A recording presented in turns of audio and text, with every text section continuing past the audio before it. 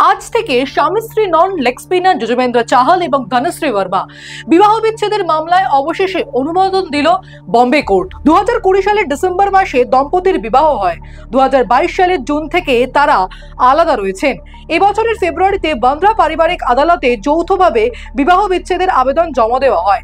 সেই আবেদনের প্রসঙ্গে একটি বিশেষ আর্জিও দাখিল করা হয়েছিল। সেখানে কুলিং অফ পিরিয়ড বাতিল করার অনুরোধ জানান তারা।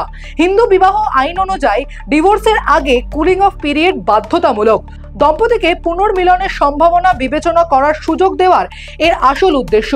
তবে চাহাল ও ধনশ্রী দীর্ঘ 2 বছরেরও বেশি সময় ধরে আলাদা থাকায় বম্বে কোর্ট মনে করেছে এক্ষেত্রে এই সময়সীমার আর প্রয়োজন নেই। অবশেষে আনুষ্ঠানিক বিচ্ছেদ সব আইনি প্রক্রিয়া সম্পন্ন হওয়ার পর মুম্বাই পারিবারিক আদালত বৃহস্পতিবার তাদের বিবাহ বিচ্ছেদ অনুমোদন করে। দীর্ঘ 2 বছরের বিচ্ছিন্ন জীবন কাটানোর পর এবার নতুন পথের দিকে এগিয়ে যেতে পারবেন যজুবেন্দ্র চাহাল এবং ধনশ্রী বর্মা।